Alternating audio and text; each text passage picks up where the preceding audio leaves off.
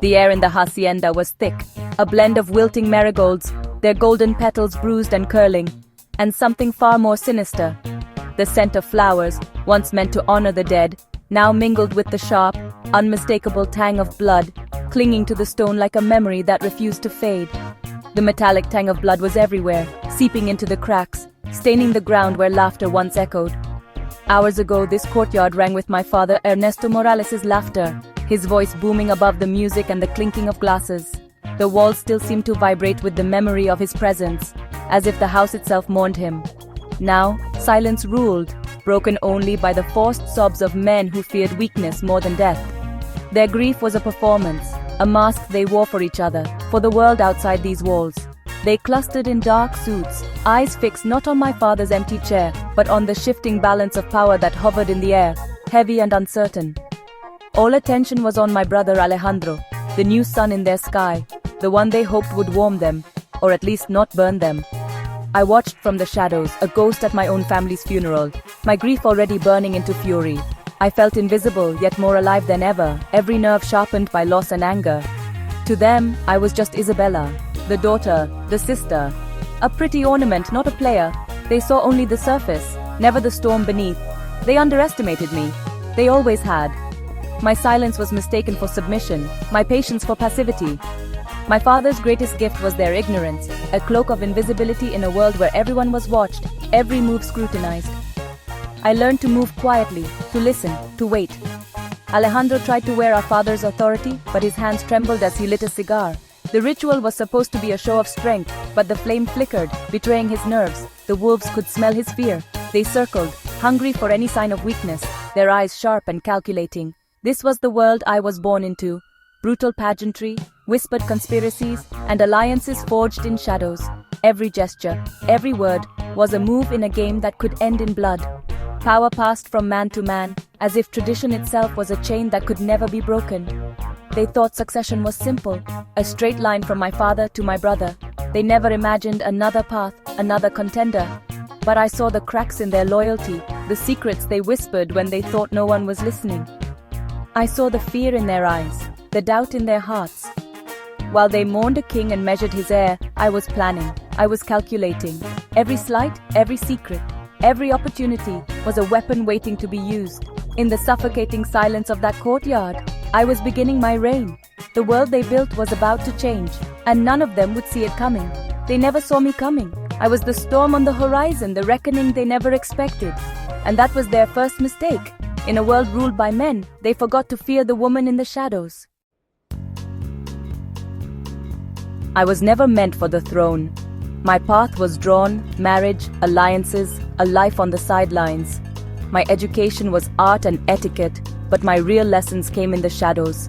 Listening through vents, reading ledgers, learning the business's true heart. My father called me his little dove, praised my mind, but always with regret I wasn't a son. He taught Alejandro to command fear. He taught me to be silent, but I learned more than either of them realized. I knew every captain, every official, every weakness. True power wasn't holding a gun, it was knowing who would pull the trigger for you. I became the family's ghost, dismissed as a daughter, never seen as the apprentice. My father's death was a tragedy, but it was also a key. The cage was open, and I was ready to fly. Alejandro stepped into our father's shoes, but the fit was wrong. His authority was hollow, his insecurity obvious. The old guard watched, their loyalty conditional. I played the dutiful daughter, but behind the scenes, I laid the groundwork for my own rise. I spoke privately with key people, not of ambition, but of stability, of honoring my father's legacy. I pointed out Alejandro's mistakes as sisterly concern. My first target was Ricardo, the head of logistics. I showed him errors Alejandro missed, proved my competence. Alejandro, blind to the threat, handed me administrative tasks, tools I used to identify true loyalty. I built my own army, one quiet conversation at a time. The power struggle was silent, but I was winning. Alejandro never saw it coming. I was the threat in plain sight. Every empire is built on betrayal. My first was cold, calculated, and aimed at my own blood. I couldn't confront Alejandro directly. I had to make him fail on his own.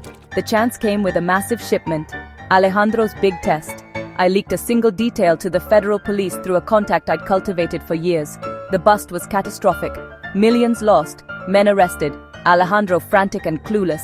While he raged, I consoled the capos, quietly reminding them of my father's attention to detail. Our Colombian suppliers demanded answers. Alejandro blustered. I stepped in with a plan: secure routes, new systems, profit and security. In that moment, the power shifted. They looked at me, not him. The first cut was deep. Alejandro's reign ended before it began. Betrayal was my weapon and I wielded it well. The throne was within reach. I was no longer just the daughter, I was the solution. The wolves had a new leader, and they knew it. Claiming the throne was one thing, holding it was another. In a world where power was currency and loyalty was always for sale, every day was a battle to keep my crown. The air in those rooms was thick with suspicion, and every glance was a silent challenge. The cartel was a kingdom of kings, each man convinced he was born to rule, each one guarding his territory like a wolf. They saw themselves as untouchable, and the idea of a woman at the helm was a threat to everything they believed in. And a woman in charge was an insult to their identity. I faced constant tests, challenges to my orders, crude provocations and subtle attempts to undermine my authority. Every decision I made was scrutinized, every word weighed for weakness. My authority had to come from intelligence and ruthless precision. I learned quickly that hesitation was fatal. Hector, a capo, sabotaged the deal and blamed me. I called a meeting, laid out the evidence, and made sure every eye in the room saw the truth. There was no room for doubt, and gave a nod to Mateo, my most trusted enforcer, the only man whose loyalty I never questioned, my loyal head of security. Mateo shot Hector. The message was clear. Incompetence is betrayal and betrayal is death. The shockwave was instant. No one would forget what happened that day. My justice was swift and final. I showed them that mercy was not a luxury I could afford, not in this world. I had to be twice as smart, twice as ruthless, and always 3 steps ahead. Every night, I replayed the day's moves, searching for cracks in my armor. To earn half their respect, I wore sharp suits, my femininity a weapon, not a weakness. I learned to use their underestimation as my advantage, turning every slight into fuel. I was not one of them. I was above them. I was their queen. They would kneel, whether out of respect or fear. It made no difference. Some bowed their heads in genuine respect, others in terror, but all understood the new order. It made no difference to me. The kingdom was mine. I had seized it, shaped it, and now I would defend it at any cost. And I ruled it my way. No apologies, no regrets, only power. With dissent silenced, I looked outward. My father's empire was powerful but stagnant. My brother's chaos had weakened it. To survive, we had to evolve. I modernized operations, encrypted networks, logistics software, efficiency and secrecy. I forged new alliances, Russian mafia for finance, Yakuza for Pacific routes. The old guard was horrified, but I showed them we were now a global enterprise. My empire became a tapestry Colombian product, Mexican muscle, Russian finance, Japanese logistics. Wealth and power grew, but so did danger. International law enforcement took notice. Some men resented the changes, longing for the old ways. But I was building something stronger, held together by my will alone. The strain was growing. The world was watching. Ambition is a hungry fire. The higher I climbed, the more isolated I became. The hacienda became a fortress. Laughter was replaced by surveillance and silence. My mother saw me as a monster, not a daughter. Mateo, my head of security, was my confidant, but love was a liability I couldn't afford. The old guard resented my modern ways, holding secret meetings, longing for the brutality of my father's rule. Alejandro, exiled to Spain, became a symbol for the discontented. The foundations of my empire showed cracks of rust and resentment. I was too busy looking forward to see the danger behind me. The past was catching up, and I was running out of time. The betrayal came quietly. From Mateo, my shield, my shadow. I forgot the oldest rule. Everyone has a price. His was my brother Alejandro. Mateo used his position to create vulnerabilities, leak information, and frame loyal men. He isolated me, all while pretending loyalty. I discovered the truth by accident. A data transfer to Spain traced back to Mateo's terminal. The evidence was undeniable. Communication, bank transfers, a plan to hand my empire to Alejandro. The realization shattered me.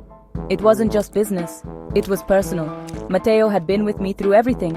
His betrayal was the deepest cut. My empire was crumbling, my alliances fractured. I was a queen in a castle of sand, and the tide was coming in. I was cornered. Every exit seemed blocked, every ally had vanished. The silence in that office was deafening, broken only by the ticking of the clock and the weight of my own breath. Enemies closed in. Alejandro, the old guard, the federales. Their shadows stretched long across my world, each one hungry for my crown, each one certain I was finished. I had two choices: fight a losing war or evolve. The crossroads before me was more than a decision. It was a reckoning with everything I'd ever been. For years I'd built a second, invisible empire, legitimate assets, clean money. I'd played both sides, always preparing for the day when the shadows would come for me. I could liquidate the cartel, disappear into the world of global finance. I could become a ghost, my past erased by numbers and wire transfers. Letting go felt like defeat, but true power is survival. Sometimes, the bravest move is to walk away from the board, to leave the game before it destroys you. My final move wasn't with a bullet, but a keyboard. In the digital age, power is measured in keystrokes, not gunfire. I drained the cartel's accounts, sent tips to law enforcement about Alejandro and the old guard.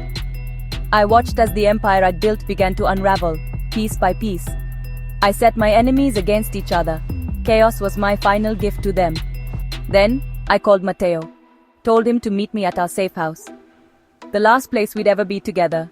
The only place left untouched by betrayal. I told him I knew everything. The lies, the secrets, the deals made in the dark. There was nothing left to hide. It was time to close the last account. With one click, I erased the final trace of the life I'd led. The empire I built was gone, but I was still standing. The city outside was waking up, unaware of the storm that had just passed. I had lost my family, my love, my kingdom. The cost of survival is always higher than you imagine. But I had my freedom. For the first time in years, I could breathe without looking over my shoulder. In the end, the crown was never about the throne.